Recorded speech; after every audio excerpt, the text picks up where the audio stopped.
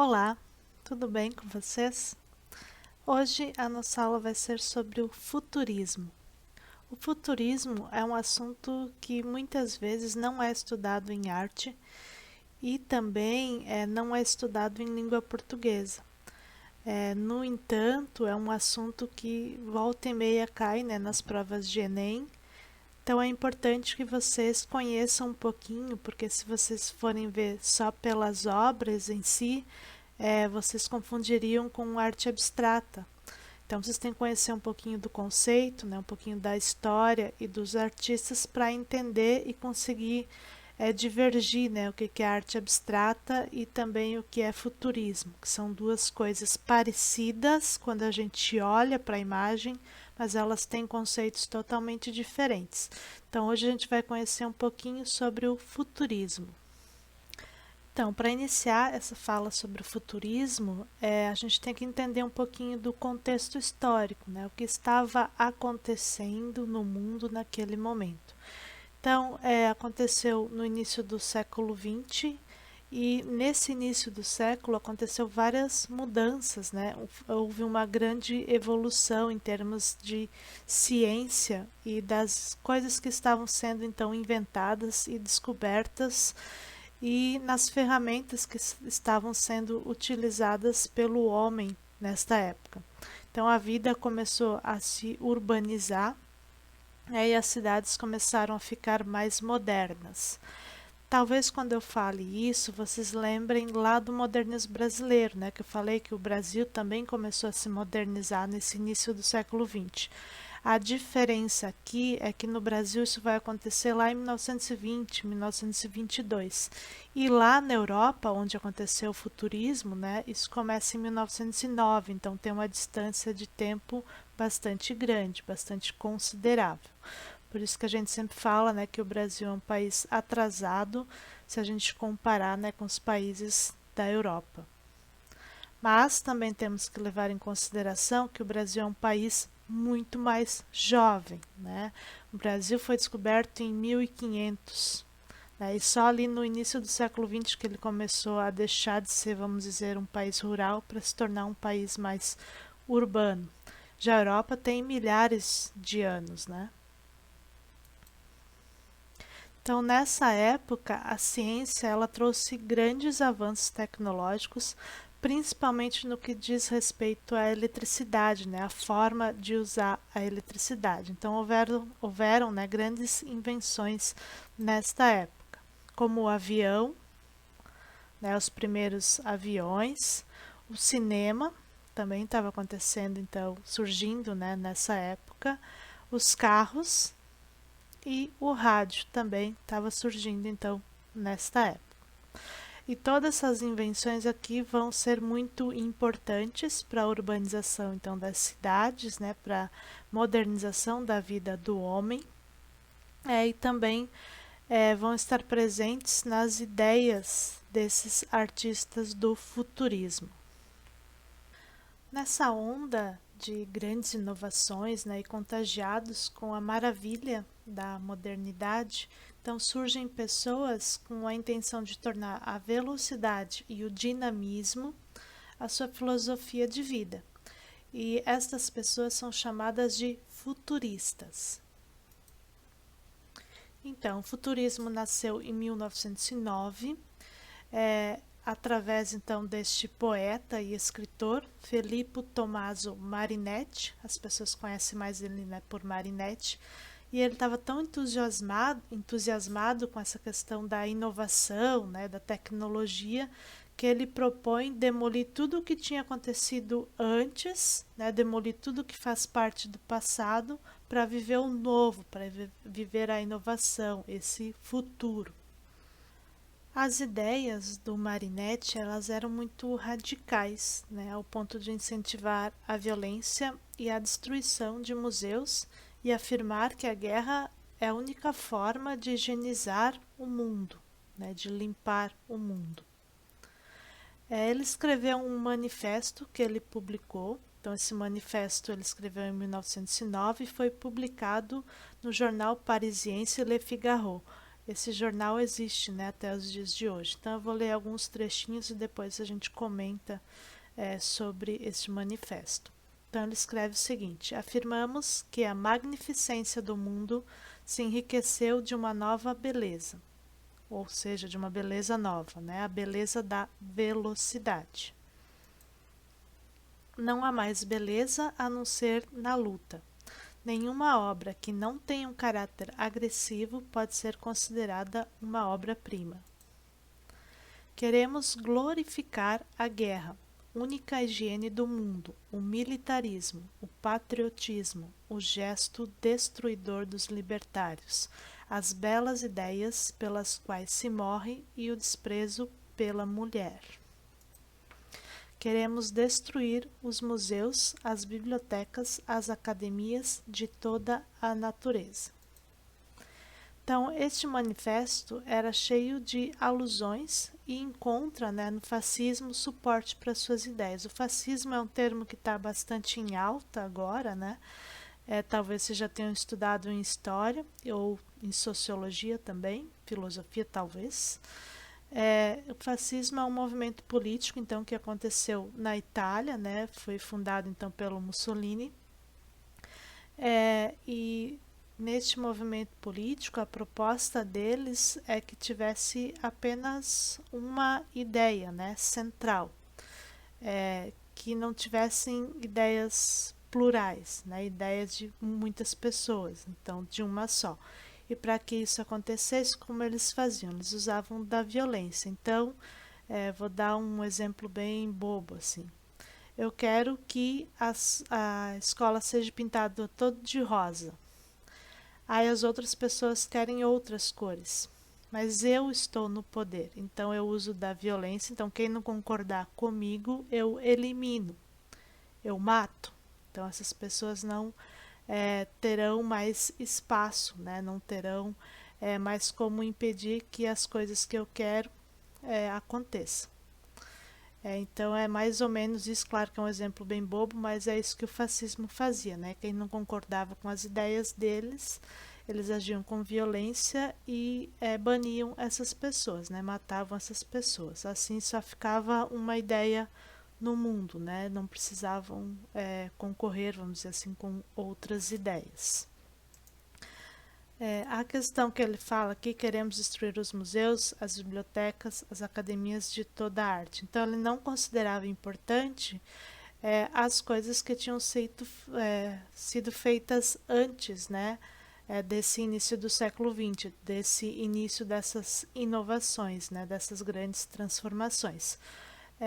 Só que na verdade é algo bem estranho, bem louco, né? Porque se a gente for parar para pensar, vou dar o exemplo do avião, né? Ele foi feito várias tentativas antes, né, deles conseguirem fazer o avião. Então não é uma coisa que se faz de uma hora para outra. Então todo o conhecimento acumulado durante a história, né, durante os anos, ele é importante para a gente conseguir fazer as coisas hoje, né, para a gente conseguir inovar.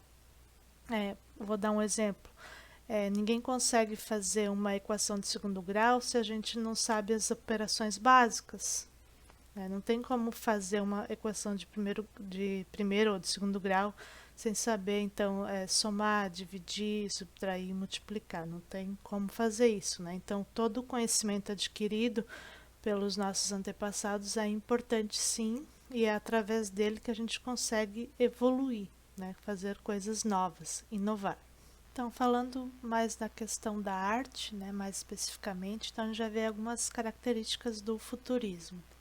Primeiro, então, a desvalorização da tradição e do moralismo, então essa quebra, essa ruptura, né, que eles propõem com o passado, dizendo que o passado não é importante. A valorização do desenvolvimento industrial e tecnológico, então que só essa parte seria importante, né, só essa inovação, essa tecnologia. Mais especificamente da arte, as pinturas, então com o uso das cores vivas e contrastantes. E a sobreposição de imagens, traços e pequenas deformações para dar a ideia de movimento, né, de dinamismo. Os principais artistas como o futurismo aconteceu na Itália, vocês vão perceber que os artistas do futurismo são todos italianos, né? A gente vai ver pelo sobrenome. Então, Giacomo Balla, Umberto Boccioni e Luigi Russolo. Agora a gente vai conhecer algumas obras, então, dos artistas do futurismo. Essa primeira aqui é do Giacomo Balla, que é a menina correndo na varanda. Aí vamos pensar o seguinte, vamos lembrar que a ideia deles era romper com o passado, né? Agora observem essa imagem. Então representa uma garotinha, uma menina correndo, né? Ela então dividida em várias partes, como se fossem quadros, né? Como se fosse uma animação em stop motion, que tem várias fotos na sequência ali para mostrar o movimento. Mas observem no tipo de pintura que ele fez aqui. Não é muito parecido com o tipo de pintura que vocês já viram lá no segundo ano? Que tipo de pintura é essa? Vamos ver se vocês lembram. O pontilhismo, né? Então é muito parecido com as características do pontilhismo, essa fragmentação das figuras em pequenas manchas, né? Ou pequenos pontos. Então, na verdade, essa ruptura não foi verdadeira, né? Quando a gente pensa na arte, nas obras em si. Porque aqui ele está buscando uma referência no passado, que seria o pontilhismo. Então, a ideia aqui é como se a menina estivesse se movendo. Como eu falei, parece uma sequência de fotos de stop motion, né? Que a gente faz para dar a impressão de movimento na figura. Essa segunda aqui também é do Balla, se chama A Velocidade de uma Motocicleta. Então, se vocês fossem ver uma obra assim, e só observar a imagem, sem entender a obra e sem conhecer o futurismo, vocês com certeza iriam dizer que isso aqui é uma obra abstrata, né? Porque você só tem linhas e formas e cores. Mas aqui ele não quer representar a motocicleta em si, né? O objeto motocicleta, moto, né? E sim a velocidade da motocicleta, né? A velocidade, e não o objeto em si. Então, essa velocidade, esse movimento. Aqui, a velocidade do automóvel. Outra vez, então, a gente não vê o automóvel representado aqui, é só a velocidade. Pensem quando a gente está andando de carro numa BR, indo para as praias, e passam os carros em alta velocidade, né, do lado do seu carro. Então, a gente, às vezes, nem consegue ver o carro, a gente só sente, né, aquele movimento, aquela velocidade. Então, é isso que eles querem representar, e não os objetos em si. Então, aqui a gente também não vê o carro, né? A gente só vê a velocidade do automóvel. E outra vez, se vocês fossem olhar só para a imagem, vocês diriam que é arte abstrata, né? E não é. Como é que a gente sabe que não é arte abstrata? Pelo nome do artista, né? As obras, na sua grande maioria, vão ter a ver com velocidade, movimento, dinamismo, o nome, né, das obras, e daí vocês têm que lembrar o nome dos artistas, né, para saber que é uma obra futurista. E aqui também rompe com aquela questão, a gente acha que o passado não é importante, mas se vocês forem observar, aqui tem um ponto de fuga, né, um desenho com perspectiva, e a perspectiva foi criada, descoberta, né, lá no Renascimento, pelo Brunelleschi. Então, outra vez eles estão voltando ao passado, mesmo que eles digam que eles querem romper, né, com o passado.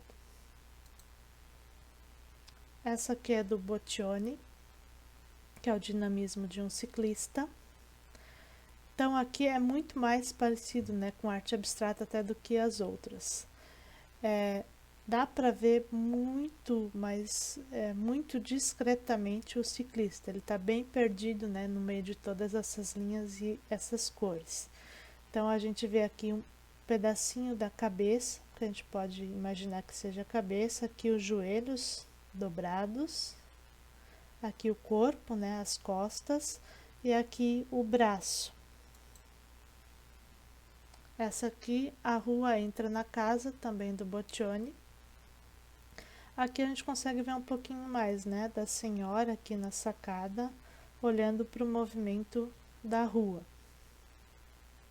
Esta obra aqui é do Russolo, que se chama então Dinamismo de um Automóvel. Aqui a gente ainda consegue ver, né, alguns traços do automóvel, parece um batmóvel, né? Tem as rodas aqui embaixo e a parte de cima então do carro, né, o corpo do carro. E essa aqui também é do Russolo, que é a solidez na neblina. Então são pessoas caminhando na neblina. Esses traços aqui, essas curvas, né, dão a impressão então deste movimento das pessoas caminhando na neblina. Para finalizar a nossa aula, eu trouxe uma frase aqui para vocês. Vou ler. O passado faz parte do presente e é preciso entendê-lo para compreender o futuro.